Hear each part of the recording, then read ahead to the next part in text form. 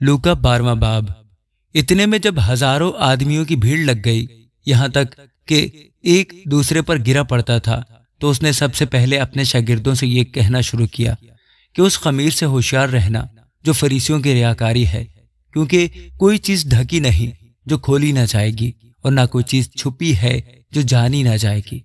इसलिए जो कुछ तुमने अंधेरे में कहा है वो उजाले में सुना जाएगा, और जो कुछ तुमने कोठरियों के अंदर कान में कहा है कोठों पर उसकी मुनादी की जाएगी। मगर तुम दोस्तों से मैं कहता हूं कि उनसे ना डरो जो बदन को कत्ल करते हैं और उसके बाद और कुछ नहीं कर सकते, लेकिन मैं तुम्हें जताता हूं कि किससे डरना चाहिए। उससे डरो जिसको इख्तियार है कि कत्ल के बाद जहन्नुम में डाले।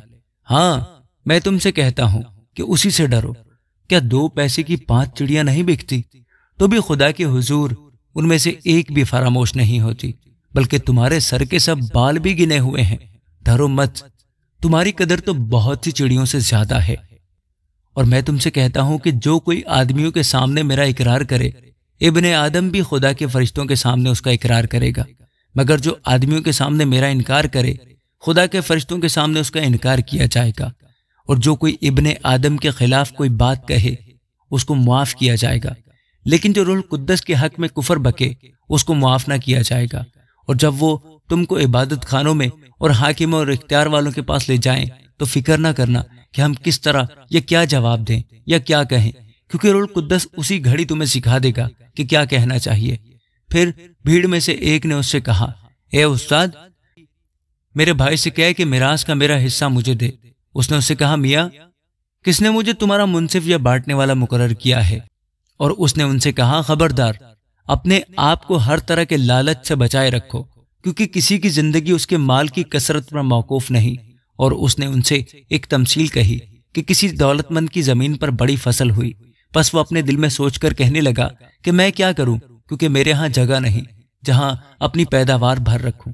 उसने कहा, मैं यूं करूंगा कि अपनी कोठियां ढाकर उनसे बड़ी बनाऊंगा और उनमें से अपना सारा अनाज और माल भर रखूंगा, और अपनी जान से कहूंगा, ए जान, तेरे पास बहुत बरसों के लिए बहुत सा माल जमा है, चैन कर, खा पी, खुश रहे। मगर खुदा ने उससे कहा, ए नादान, इसी रात तेरी जान तुझसे तलब कर ली जाएगी।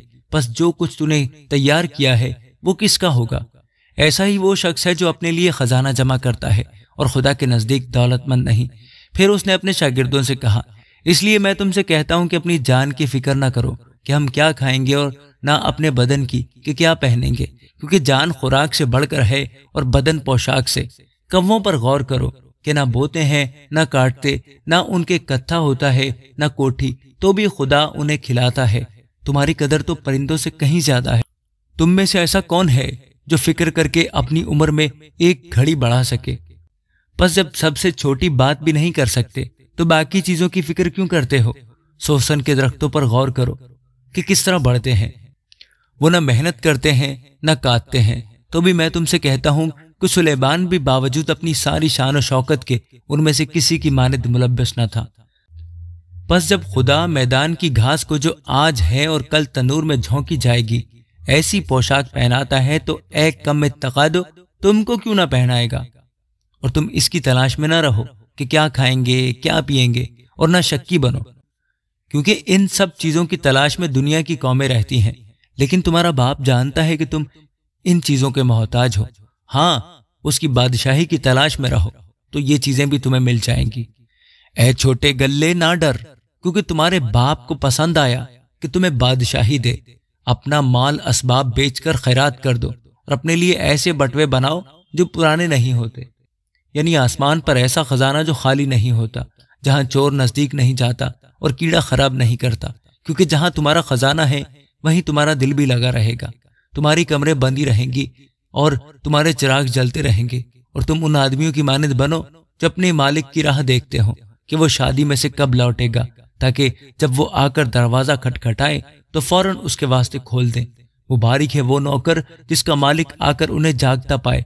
मैं तुमसे सच कहता हूं कि वो कमर बांध कर उन्हें खाना खाने को बिठाएगा और पास आकर उनकी खिदमत करेगा। और अगर वो रात के दूसरे पहर में या तीसरे पहर में आकर उनको ऐसे हाल में पाए तो वो नौकर मुबारक हैं। लेकिन ये जान रखो कि अगर घर के मालिक को मालूम होता کہ چور کس گھڑی آئے گا تو جاگتا رہتا اور اپنے گھر میں نقب لگنے نہ دیتا۔ تم بھی تیار رہو، کیونکہ جس گھڑی تمہیں گمان بھی نہ ہوگا ابن آدم آ جائے گا۔ پترس نے کہا، اے خداوند، تو یہ تمثیل ہم ہی سے کہتا ہے یا سب سے؟ خداوند نے کہا، کون ہے وہ دیانتدار اور عقلمند دروغہ جس کا مالک اسے اپنے نوکر چاکروں پر مقرر کرے کہ ہر ایک کی خوراک وقت پر بانٹ دیا کرے؟ مبارک ہے وہ نوکر جس کا مالک آ کر اس کو ایسا ہی کرتے پائے۔ میں تم سے سچ کہتا ہوں کہ وہ اسے اپنے سارے مال پر مختار کر دے گا۔ لیکن اگر وہ نوکر اپنے دل میں یہ کہہ کر کہ میرے مالک کے آنے میں دیر ہے، غلاموں اور لونڈیوں کو مارنا اور کھا پی کر متوالا ہونا شروع کرے، تو اس نوکر کا مالک ایسے دن کہ وہ اس کی راہ نہ دیکھتا ہو اور ایسی گھڑی کہ وہ نہ جانتا ہو آ موجود ہوگا اور خوب کوڑے لگا کر اسے بے ایمانوں میں شامل کرے گا۔ اور وہ نوکر جس نے اپنے مالک کی مرضی جان لی اور تیاری نہ کی، نہ اس کی مرضی کے موافق عمل کیا، بہت مار کھائے گا۔ مگر جس نے نہ جان کر مار کھانے کے کام کیے، وہ تھوڑی مار کھائے گا۔ اور جسے بہت دیا گیا اس سے بہت طلب کیا جائے گا، اور جسے بہت سونپا گیا ہے اس سے زیادہ طلب کریں گے۔ میں زمین پر آگ بھڑکانے آیا ہوں۔ اگر لگ چکی ہوتی تو میں کیا ہی خوش ہوتا، لیکن مجھے ایک بپتسمہ لینا ہے، اور جب تک وہ نہ ہو لے میں بہت ہی تنگ رہوں گا۔ کیا تم گمان کرتے ہو کہ میں زمین پر صلح کرانے آیا ہوں؟ میں تم سے کہتا ہوں کہ نہیں، بلکہ جدائی کرانے، کیونکہ اب سے ایک گھر کے 5 آدمی آپس میں مخالفت رکھیں گے، 2 سے 3 اور 3 سے 2، باپ بیٹے سے مخالفت رکھے گا اور بیٹا باپ سے، ماں بیٹی سے اور بیٹی ماں سے، ساس بہو سے اور بہو ساس سے۔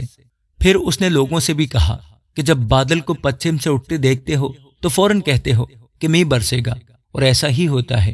اور جب تم معلوم کرتے ہو کہ دکھنا چل رہی ہے تو کہتے ہو کہ لو چلے گی، اور ایسا ہی ہوتا ہے۔